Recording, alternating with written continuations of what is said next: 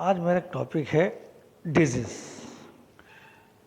What are disease? Disease کیا ہے یعنی بیماری کیا ہے؟ ڈیزیز لاطینی زبان کا لفظ ہے مگر انگریزی میں زیادہ استعمال ہوتا ہے. یہ دو لفظوں کا مجموعہ ہے، ڈس اور از. ڈس جو کہ گرامر کے لحاظ سے انکاریہ، ضد یا الٹ کے لیے استعمال ہوتا ہے، مثلا ڈسکوالیفائی، ڈس اوبیڈینس وغیرہ وغیرہ. جبکہ از ایزی کا ماخوذ ہے جس کے معنی آرام یا سکون کے ہیں. تو گویا ڈیزیز کے معنی بے آرامی، بے سکونی کے ہیں. دوسرے الفاظ میں بے آرامی کی وہ کیفیت یا بے آرامی والی کیفیت کو ہم بیماری کہتے ہیں. اس کی تعریف ہم یوں بھی کر سکتے ہیں کہ کسی بھی نظام کے تسلسل میں کوئی رکاوٹ یا تبدیلی واقع ہو تو اس تبدیلی کو نظام کی خرابی کہتے ہیں. اس طرح جاندار میں جب کسی نظام کے تسلسل میں کوئی رکاوٹ یا تبدیلی واقع ہو تو اس جاندار کے نظام کی خرابی، تو اس جاندار کے ہم کو خرابی کہتے ہیں. دوسرے الفاظ میں بیماری کہتے ہیں. گویا اس کا مطلب یہ ہوا کہ ہمارے یہاں جو سسٹم ہے تو 11 سسٹم ہے، 11 باڈی میں کہتے ہیں 11 سسٹم ہے.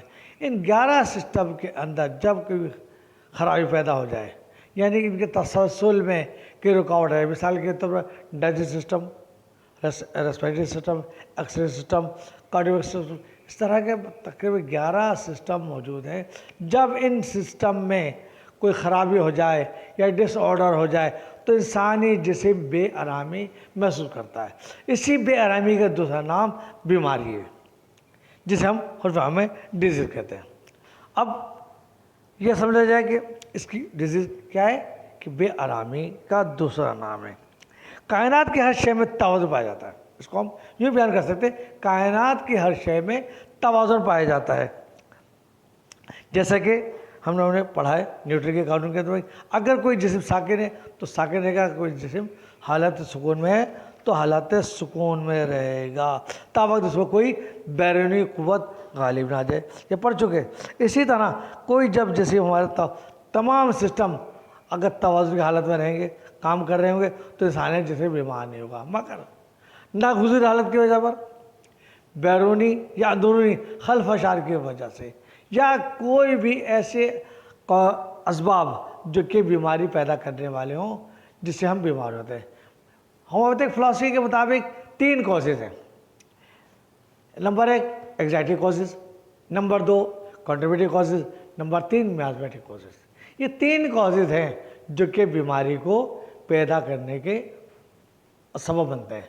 ایگزائٹی کازز یعنی جذباتی بیماری جسے ہم ذہنی طور پر کہتے ہیں، ذہنی طور پر بگاڑ پیدا ہو جائے، ذہنی طور پر اختلال پیدا ہو جائے جس کے اثرات ہماری باڈی پر اثر انداز ہو جائے.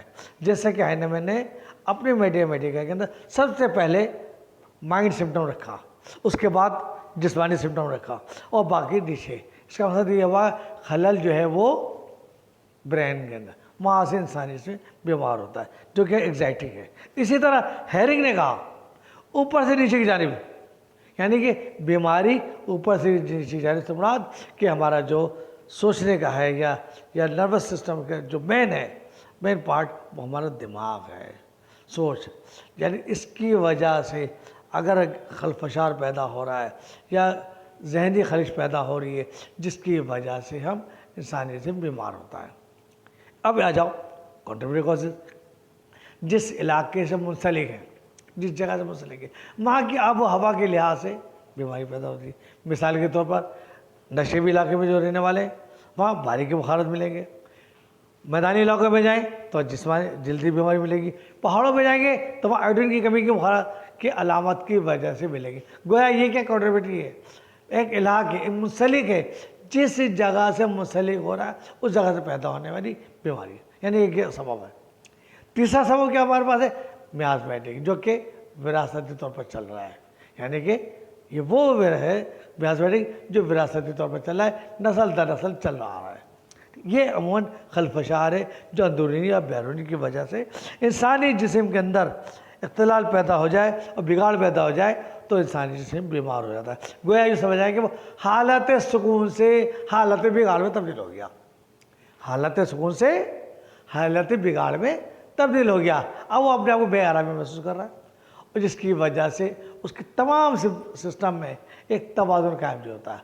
جو توازن قائم نہیں ہوتا تو انسانی جسم بیمار ہو جاتا ہے۔ یہ تو ہے ایک ہماری جو تعریف ہے جنرل تعریف، یہ ہے جنرل تعریف کہ ہر چیز کائنات میں توازن پایا جاتا ہے۔ اگر دیکھا جائے ہر چیز توازن کی حالت میں، اگر توازن نہ ہو تو انسانی جسم تو دنیا میں بگاڑ پیدا ہوا۔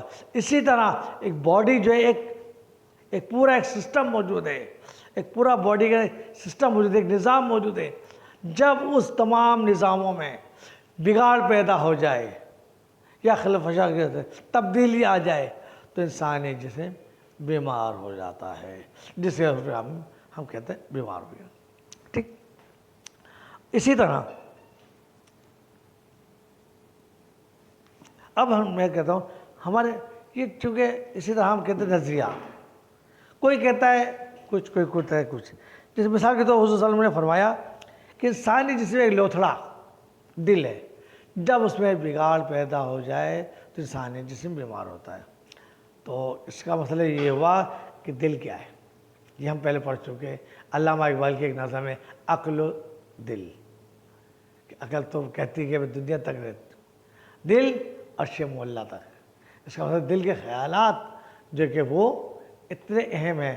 ہم کہتے ہیں بھائی کہ میرا دل یہ چاہ رہا ہے، میرا دل یہ کر رہا ہے، میرا دل کھانے کو یہ چاہ رہا ہے، میرا دل گھومنے کو چاہ رہا ہے۔ اصل کیا چیز ہے؟ آپ کا جسم مانگ رہا ہے، آپ کا باڈی مانگ رہی ہے کہ میری اتنی کمی ہو رہی ہے، مجھے یہ کھانا چاہیے، مجھے یہ چیز پینا چاہیے۔ اسی لیے ڈاکٹر ہانیمن کہتے ہیں کہ جب مریض مزمن امراض میں ہو یا ایسے سچویشن میں ہو کہ جو چیز مانگے اس کے عمل کر دیا جائے۔ کیوں؟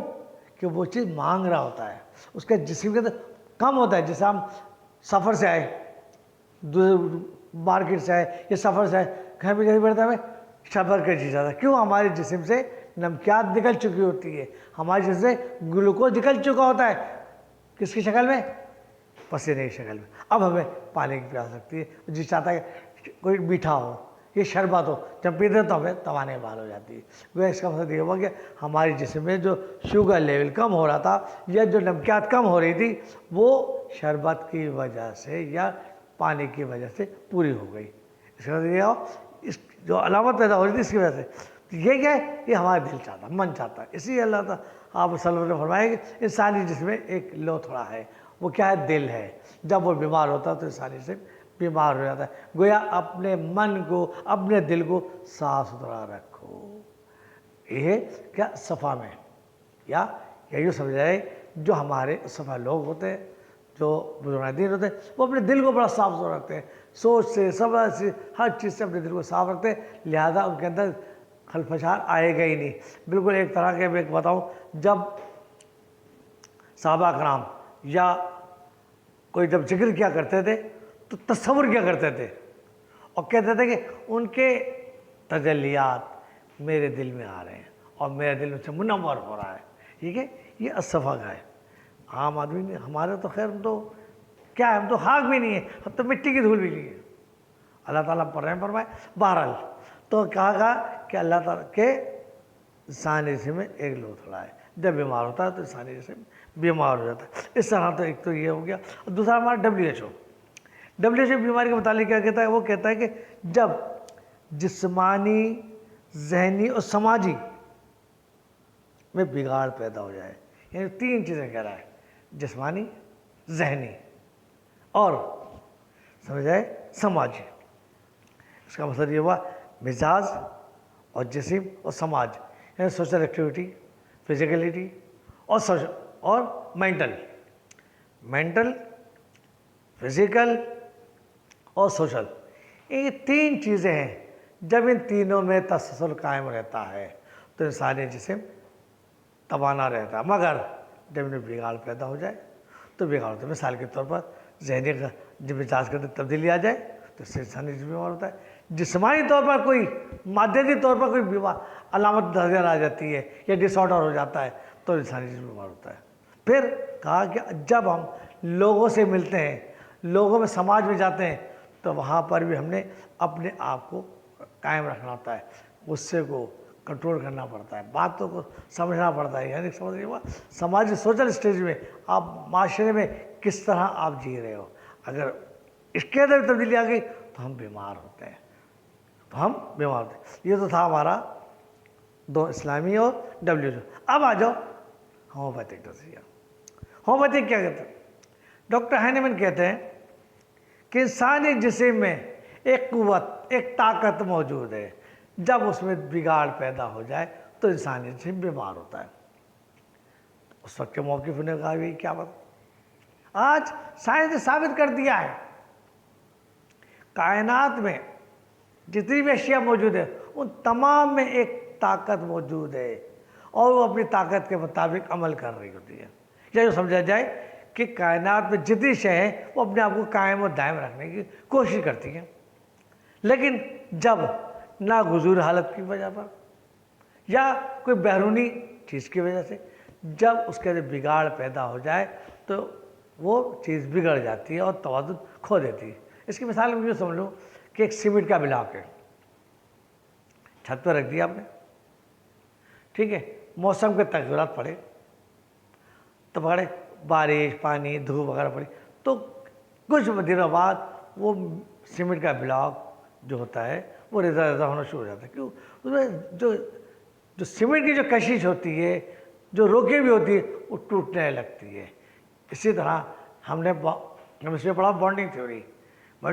जब इलेक्ट्रॉन आपस में कशिश करेंगे, जकड़े रहेंगे तो उस शक्ल को कायम रहेगी, मगर जब उस हालत से ज़्यादा कोई ताकतवर चीज़ आ जाए तो वो रेजा रेजा हो जाती है। इसका मतलब ये हुआ कायनात की हर शय आपको शक्ल को बरकरार रखती है, मगर अपने हैयत, अपनी ताकत के मुताबिक। इसी तरह इंसानी जिस्म चूँकि ज़िंदा है, ज़िंदा है, वो अपने आप को ज़िंदा रखने की कोशिश करता है, जिसे हैनेमन ने कहा था वाइटल फोर्स। वाइटल माने जिंदा। हम पढ़ते हैं कि वाइटल साइन, कि इसके वाइटल साइन बताओ। वाइटल साइन क्या है? रेस्पिरेटरी सिस्टम, TPR जैसे कहते हैं, टेम्परेचर, पल्स और रेस्पिरेटरी। ये TPR 3 लफ्ज़ है। केस ट्रेकिंग में हम पढ़ते हैं, फोर्थ ईयर वाले वो पढ़ते हैं TPR क्या है, what is the TPR। T से मुराद टेम्परेचर, ठीक है, P से मुराद पल्स और R से मुराद रेस्पिरेटरी। यानी ये 3 चीज़ें हमें डायग्नोज करती हैं कि जिस जिंदा की। आमतौर पर हम देखते हैं भाई सांस चल रही, हाँ मैं सांस चल रही, जिंदा है, बस चल रही, हाँ मैं जिंदा है। लेकिन ये तो जब इन चीज़ों में बिगाड़ पैदा हो जाए तो इंसानी जिस्म बीमार हो जाता है। गोया ये समझाया कि हैनेमन ने कहा वाइटल फोर्स मुराद वाइटल साइन। वाइटल साइन आ गया। अब आ जाओ कुव्वत, वो ताकत जो कि इंसानी जिस्म को जिंदा रखे हुए है, उसे वाइटल फोर्स कहा गया। फिर बाद लोगों ने कहा ये रूह से ताबिर किया, तो हैनेमन कहा रूह नहीं है, ये डायनामिक का ताकत है, डायनामिक फोर्स है जो इंसानी जिस्म को कायम और दायम रखी हुई है। यहाँ तक कि सुना कि जब इस डायनामिक कुव्वत पर कोई चीज़ गालिब आ जाए तो इंसानी जिस्म बीमार हो जाता है। यानी कि समझा जाए कि इंसानी जिस्म को कंट्रोल करने वाली जो कुव्वत है, वाइटल फोर्स, उसमें बिगाड़ पैदा हो गया, जिसकी वजह से वो अलामत ज़ाहिर करती है और इसे उर्फ़ आम में हम बीमारी का नाम देते हैं या बीमारी कहते हैं। अगर कोई इसमें सवाल समझ ना आ रहा हो या कोई मसला पेश आ रहा हो तो रब्ता कर सकते हैं, उनको गाइड